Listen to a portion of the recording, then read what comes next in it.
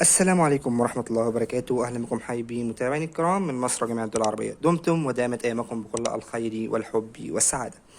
بعد بسم الله والصلاة والسلام على رسول الله صلى الله عليه وعلى من والاه. معكم أخوكم أحمد الكومي، الأمل لتعليم صناعة المنظفات.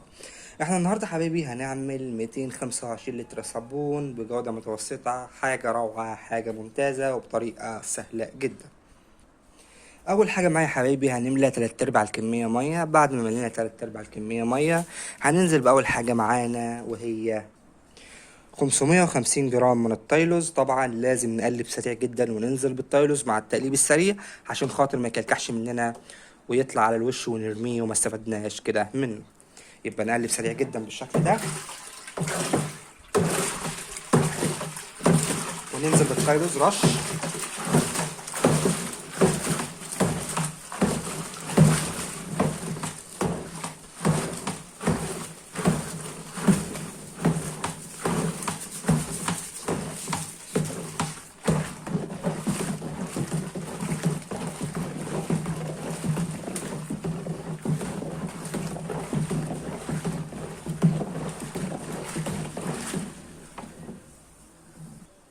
والافضل حبيبي ان حد يرش لنا التايلوز واحنا نقلب بايدينا الاتنين عشان نقدر نتحكم في سرعه التقليب. بعد كده حبيبي هننزل ورا الصودا مباشرة ب1980 جرام من الصودا السايلة. هننزل طبعا بالصودا السايلة مع التقليب السريع.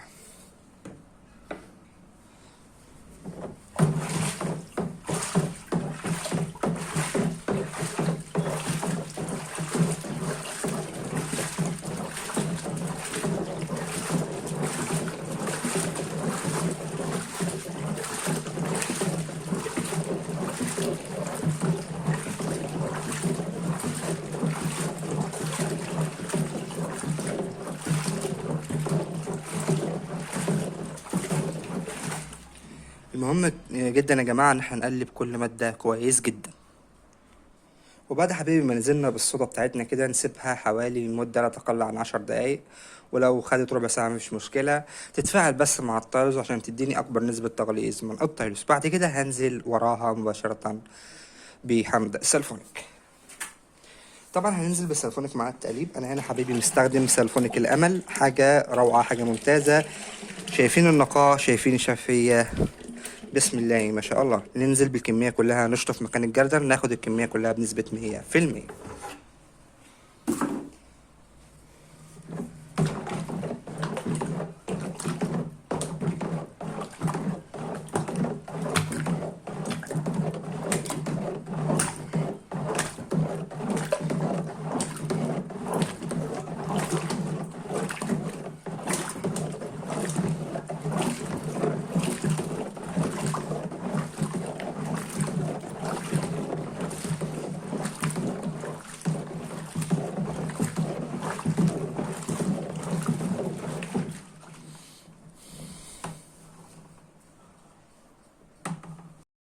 وبعد حبايبي ما سيبنا السلفونيك كده، المفروض ان احنا نسيب السلفونيك يتفاعل مع الصودا، لان اثناء تفاعل السلفونيك مع الصودا بيحصل درجة حرارة عالية في المنتج، فما نظبطش البي اتش الا بعد مدة لا تقل عن ساعة او بعد ما درجة الحرارة تهدى تماما.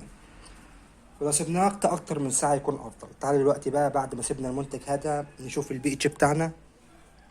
اهم حاجة ناخد ورقة من البي اتش صغيرة بالمنظر ده ونحطها بعيد عن الرغوة تماما.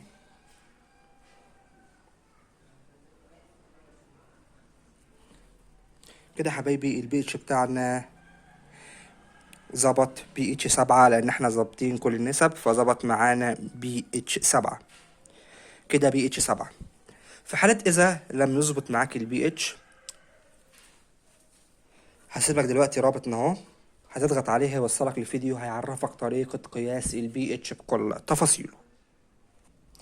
وبعد ما ظبطنا البي اتش حبايبي دلوقتي هنضيف التكسبون بتاعنا.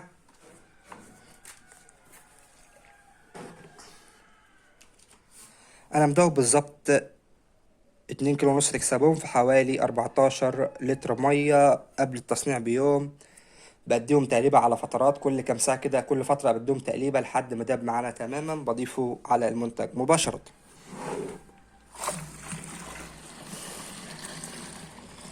زي ما انتم شايفين التكسبون دايب معنا تمام.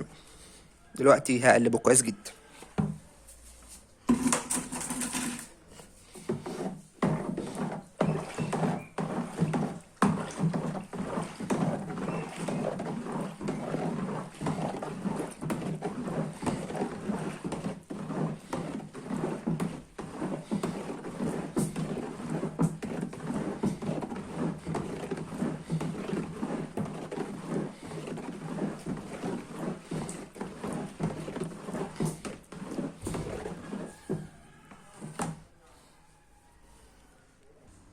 وبعد ما قلبنا تكسبون كويس جدا، دلوقتي هنضيف 750 جرام من البيبي فور.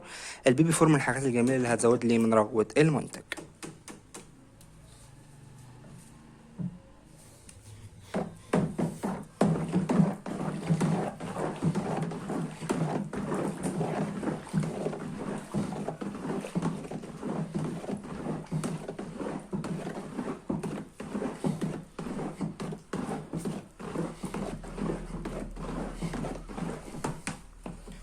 وبعد ما كده ضفنا البيبي فور. ودلوقتي يا حبيبي هنضيف الملح بتاعنا.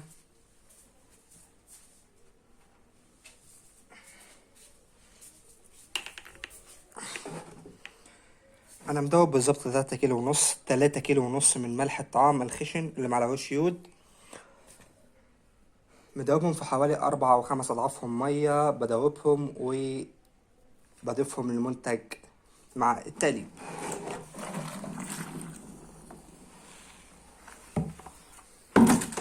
أهم حاجة التقليب السريع أول ما يتحط الملح.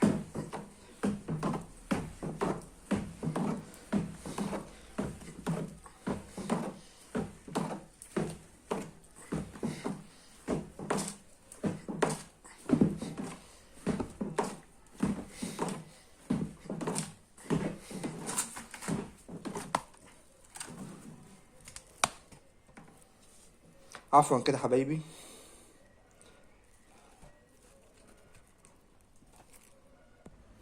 ودلوقتي يا حبيبي انا مدوب بالظبط 20 جرام من اللون الاصفر، هضيفهم مع التقليب. اللون طبعا على حسب الرغبه، اعمل اللون اللي انت عايزه.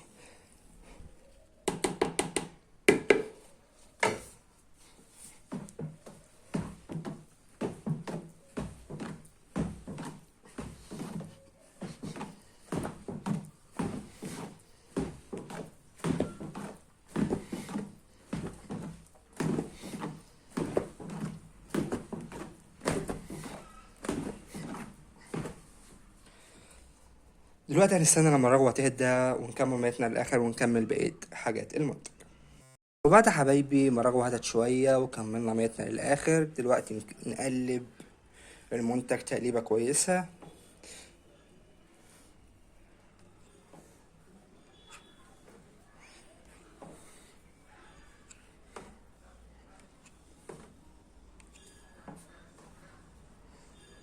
وبعد يا حبيبي ما قلبنا المنتج تقليبه كويسه، دلوقتي هنضيف الفورمالين مع التقليب الجيد. هنضيف بالظبط 400 جرام من الفورمالين.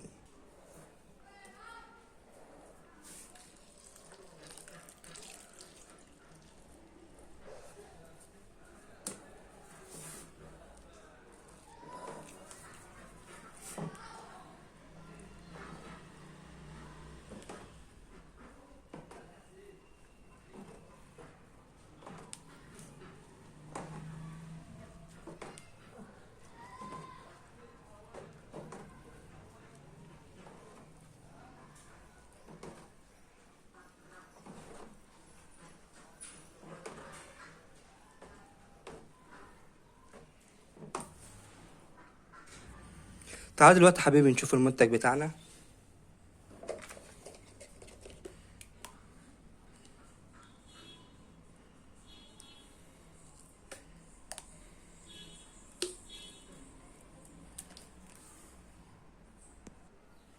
بسم الله ما شاء الله، حاجة روعة، حاجة شفافة جدا والزوجة محترمة جدا.